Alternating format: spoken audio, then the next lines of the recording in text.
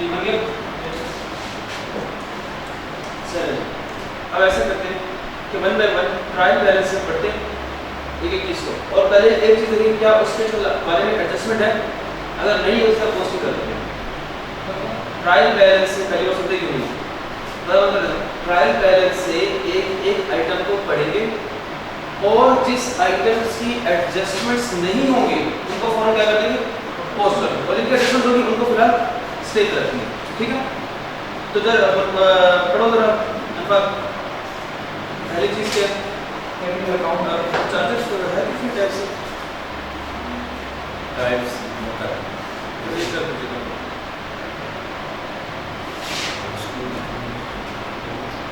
Open कर travels capital account opening capital ये चालू पे लगा ये लास्ट में लगा दीजिए ऑफ होना है ओपनिंग सोर्स। अच्छा जी सबसे पहले क्या चीज आ रही है बस ओपनिंग कैपिटल की अमाउंट कितनी 13640। क्या ओपनिंग कैपिटल के हर कोई एडजस्टमेंट है? नहीं है नहीं है कि तो क्या करेंगे बोले पोस्ट करते हैं कहाँ ओपनिंग कैपिटल ये कितना ओपनिंग कैपिटल 13640। और सेकंड पढ़ो क्या फ्री होल्ड प्रॉपर्टी में एडजस्टमेंट है अभी उसको रहने दो। नेक्स्ट पढ़ो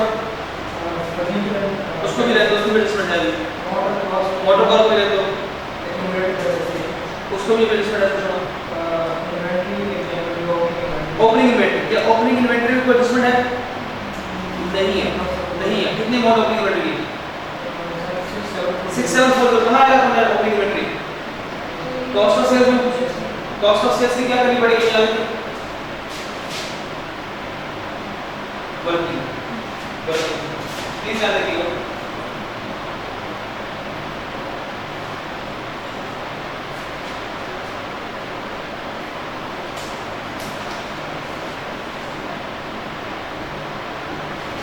कॉस्ट ऑफ सेल्स क्या होता है? जो चीज दी हुई बस वही लिखेंगे बाकी कुछ नहीं लिखेंगे। कितनी ओपनिंग इन्वेंटरी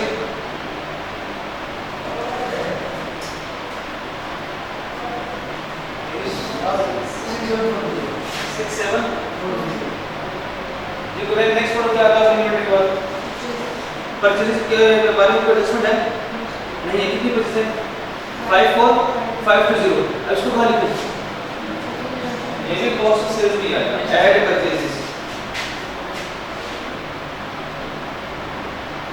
अमाउंट बताइए इसकी 5450। उसके बाद नेक्स्ट क्या है रेवेन्यू। रेवेन्यू का मतलब क्या होता है सेल्स। सेल्स के बारे में कोई एडजस्टमेंट है? नहीं। कितनी सेल्स है? नहीं कोई डिस्काउंट वगैरह तो नहीं है तो कुछ भी नहीं। कितना 79060 कहाँ आएगा?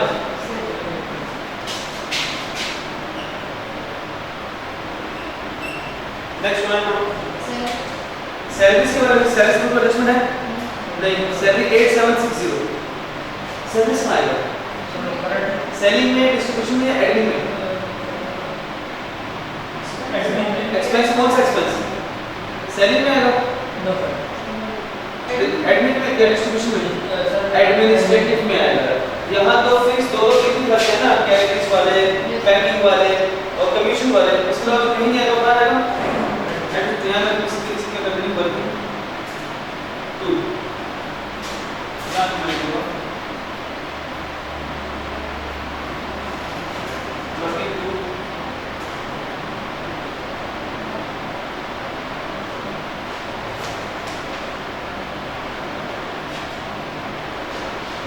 एडमिनिस्ट्रेटिव एक्सपेंस कितना ये क्या होगा सर सेलिंग एक्सपेंस की अमाउंट बोलिएगा 8760 जी। और नेक्स्ट क्या है सर्विस के बाद रेट्स रेट्स भी एक एक्सपेंस है कहाँ आएगा तो कहीं नहीं आएगा वो एडमिन में आएगा।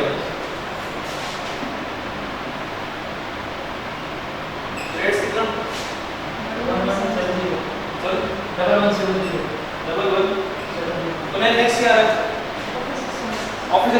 इसमें आएंगे। अमाउंट बोलिए ऑफ 395 फॉर उसके बाद क्या है वो ये भी आएगा। Amount over for motor expenses की 7393790।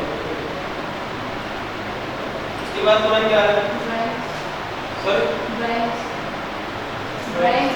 ड्राइंग्स कहाँ है क्लास में एडजस्टमेंट है ड्राइंग्स के बारे में यार रेट्स के हवाले से एडजस्टमेंट थी प्रीपेड रेट्स था कि नहीं तो क्या वो प्रीपेड रेट्स एडजस्ट होने के लिए होने ये एक्सपेंस है रेट का इसमें क्या क्या 1170 में से कुछ ये वो रेट है जो एक्सपेंस हुआ है क्या इसमें कुछ प्रीपेड नहीं था क्या पूरा पूरा इस साल का है 250 अगले साल का है तो क्या 1170 कितने उसका माइनस करो 1170 तो रेट्स का एक्सपेंस था ना इसमें से मैंने कौन सा माइनस करना है प्रीपेड वाला वो कितना 250 ये आउटसाइड लिखा होगा अब बताओ यहाँ कितना बचेगा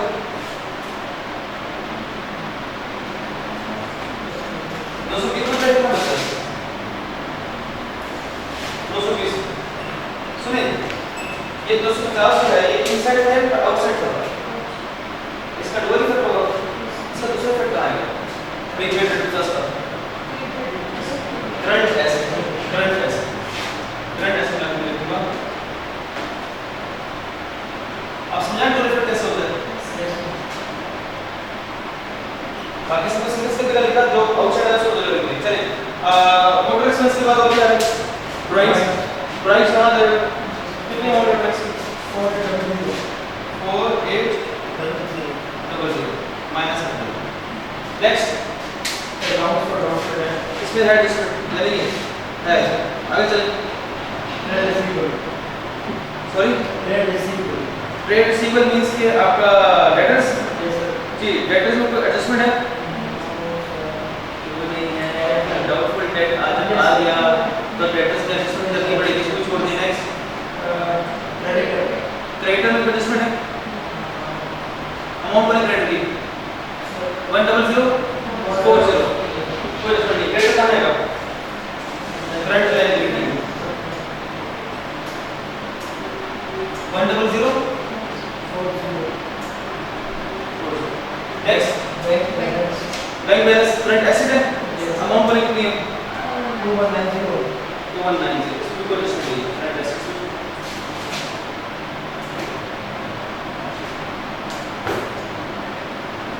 बात समझ आ रही है मुश्किल है देखिए सर इसलिए कि तो सारा लोग इसको एडजस्टमेंट्स नहीं थी मुफ्ती नंबर नहीं थी पेपर में ऐसे हो आपने दोहराना नहीं अपने मुफ्त के नंबर गेन करने एक नंबर इसका होगा इसको लिखेगा एस एट 31 नंबर एक नंबर इसका होगा फॉर द ईयर 31 नंबर इसका भी एक नंबर होगा देखो मुफ्ती दो नंबर तो आएगी पर ये जब से 3-4 नंबर लेकिन 5-6 नंबर ऐसे मुफ्त आ गए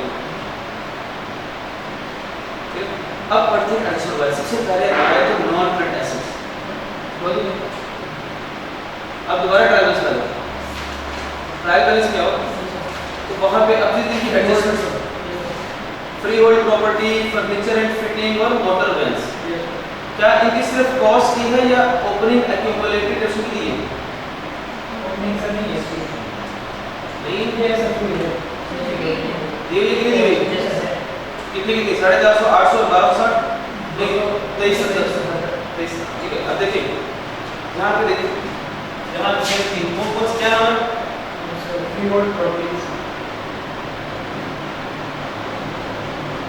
freehold properties number 2 furniture and fittings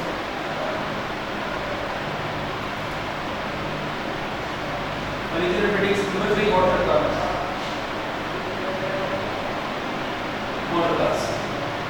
असल बात इनके लिए हम क्या करते हैं वर्किंग करते हैं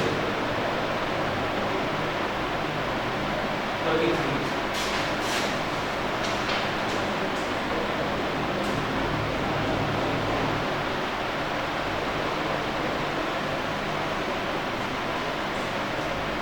प्लीज यहाँ बॉस देखिएगा बात समझने वाली है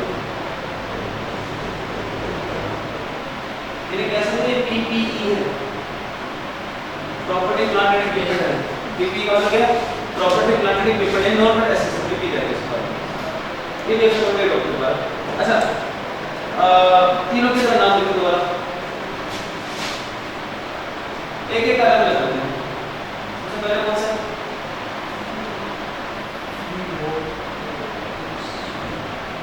फ्री होल्ड प्रॉपर्टी इसके लिए क्या क्या गिवन है कॉस्ट भी गिवन है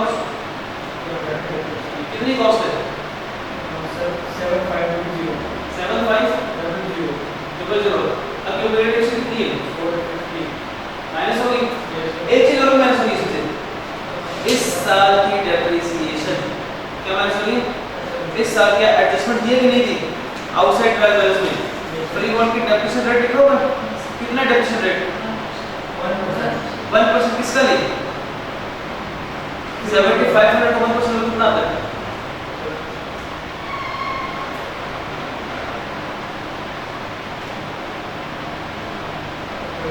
75 का यहाँ देखिए यहाँ देखो इस साल क्या माइनस में डेप्रिसिएशन कैसे निकालेंगे 75 कि क्यों मैंने एक्यूमुलेटेड माइनस करके अगर कॉस्ट में से एक्यूमुलेटेड माइनस कर दो तो क्या निकलती है नेट बुक वैल्यू मैंने 1% नेट बुक वैल्यू क्यों मिलेगा कॉस्ट पे क्यों लगेगा 1% क्योंकि मेथड कौन सा था स्ट्रेट लाइन कैलकुलेशन क्या लगता है कॉस्ट इसे यहां कितना देगा 75 जी अब बताएं ये जो अब आगे भी क्या होगी इसकी नेट बुक वैल्यू एक बात सुन ले नॉन करंट एसेट्स जो होते हैं यहां पर वो अपने नेट बुक वैल्यू पे लिख जाते हैं तो बताइए नेट बुक वैल्यू कितनी है